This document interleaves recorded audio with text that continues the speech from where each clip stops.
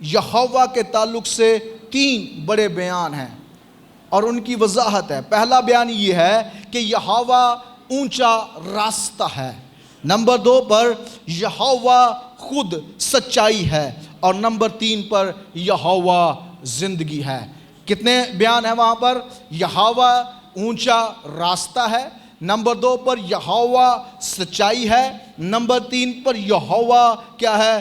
زندگی ہے۔ اور یوحنا کی انجیل 14ویں باب میں یسوع المسیح نے یہ وعدہ جو ہے اسے کوٹ کیا، اس حوالے کو اپنی زندگی سے مناسبت دی، نسبت دی اور کہا کہ راہ بھی میں ہوں، حق بھی میں ہوں اور زندگی بھی میں ہوں۔ بائبل سکول کے جو سٹوڈنٹ ہیں وہ اس بات کو نوٹ کر لیں کہ یہ ایک اور حوالہ ہے جو یسوع کو خدا ثابت کرنے کے لیے استعمال کیا جا سکتا ہے کہ پرانے عہد نامہ کی جو صفات ہیں، خصائص ہیں، خصوصیات ہیں جو خدا سے منسوب کی جاتی ہیں، وہی خصوصیات یسوع المسیح نے اپنے ساتھ منسوب کی ہے کہ راہ بھی میں ہوں، حق بھی میں ہوں اور زندگی بھی میں ہوں۔ اور میرے عزیز، تیرا خدا تجھے ان تینوں چیزوں میں لیڈ کرنا چاہتا ہے۔ وہ تجھے راستہ بھی خود بن کر تجھے منزل تک لے کر جانا چاہتا ہے، سچائی بھی صرف اور صرف وہ ہے اور زندگی بھی صرف اور صرف وہ ہے۔ اس لیے بتوں میں اپنی زندگی تلاش نہ کر، جادوگروں کے پاس اپنی زندگی تلاش نہ کر، جادوگروں کے پاس سچائی نہیں ہے۔ سچائی اگر صرف اور صرف کسی چیز میں ہے تو وہ خدا کے کلام میں ہے۔ ہاللویا۔ اور یہ جو خدا ہے یہ کہتا ہے کہ میں رہنمائی کرنے والا خدا ہوں۔ نمبر 5، نہ صرف خدا ہماری رہنمائی کرتا ہے بلکہ یہ پاک کرنے والا بھی خدا ہے، چھانٹنے والا خدا، پیوریفائنگ گاڈ۔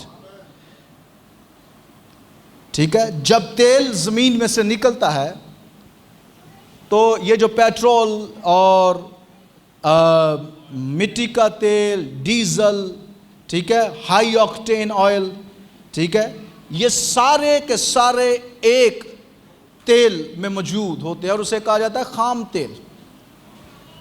پھر کیا کیا جاتا ہے؟ خام تیل جو ایران میں اور میڈل ایسٹ، یہ سعودیہ میں، یہ سارے ملکوں میں ہے، تو وہاں سے کیا ہوتا ہے کہ یہ تیل نکلتا ہے زمین سے، اور جب یہ تیل خام حالت میں ہوتا ہے تو پھر اسے فیکٹریوں میں لے جایا جاتا ہے۔ تو ان فیکٹریوں کو کہا جاتا ہے ریفائنریز۔ کیا کہا جاتا ہے؟ ایسی مشینیں جو اس تیل کو پہلے نمبر پہ صاف کریں گی، پھر نہ صرف صاف کریں گی بلکہ اس میں موجود جتنے بھی تیل ہیں، جیسے کہ مٹی کا تیل ہے، پیٹرول ہے، ٹھیک ہے، ڈیزل ہے، ہائی آکٹین ہے اور دوسرا انجن آئل ہے، یہ سارے ایک میں ہی موجود ہوتے ہیں۔ پھر کیا کرتی ہے وہ ریفائنری کہ اس تیل کو نہ صرف صاف کرتی ہے علائشوں سے بلکہ پھر اس کو ڈیوائیڈ بھی کر دیتی ہے، اس کی جو خاصیت ہوتی ہے، جہاں جو اس کی خوبی ہے یا اس کی جو فطرت ہے وہ پھر سامنے آ جاتی ہے، رائٹ؟ اسی طرح سے ہمارا خدا نہ صرف محبت کرنے والا ہے، نہ صرف رہنمائی کرنے والا ہے بلکہ وہ پاک کرنے والا بھی خدا ہے، چھانٹنے والا خدا ہے۔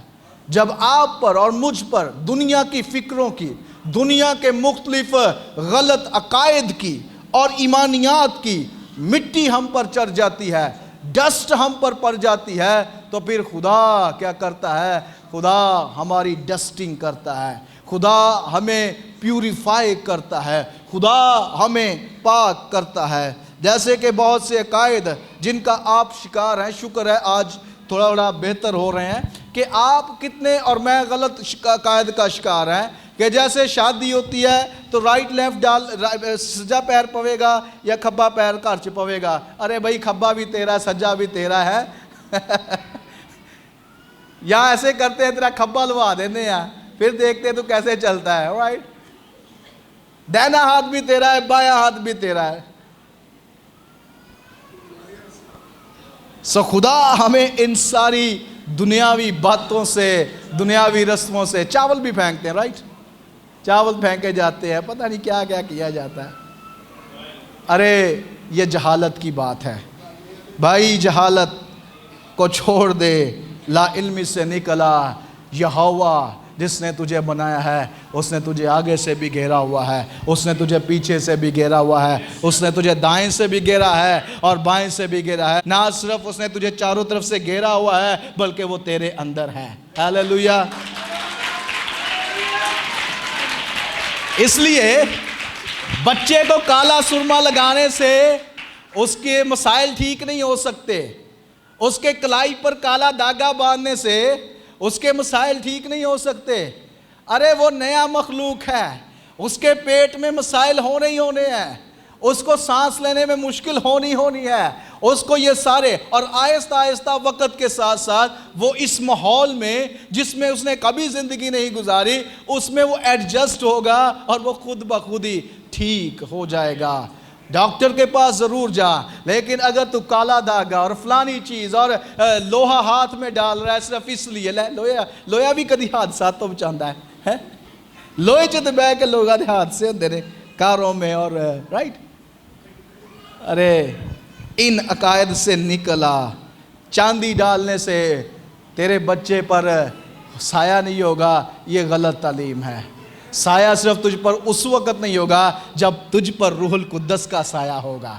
ہاللیلویا۔ اگر روح القدس کا سایہ تجھ پر نہیں ہے تو بدروحوں کا سایہ کر لینا کوئی بڑی بات نہیں ہے۔ اس لیے تو بدروحوں کے سائے سے اگر بھاگنا چاہتا ہے، بچنا چاہتا ہے، تو روح القدس کو بول کہ وہ تجھ پر سایہ کرے، تاکہ جب وہ سایہ کرے گا پھر کسی کا سایہ تجھ پر نہیں پڑ سکتا۔ ہاللیلویا۔ اس لیے ہمارا خدا کیا ہے؟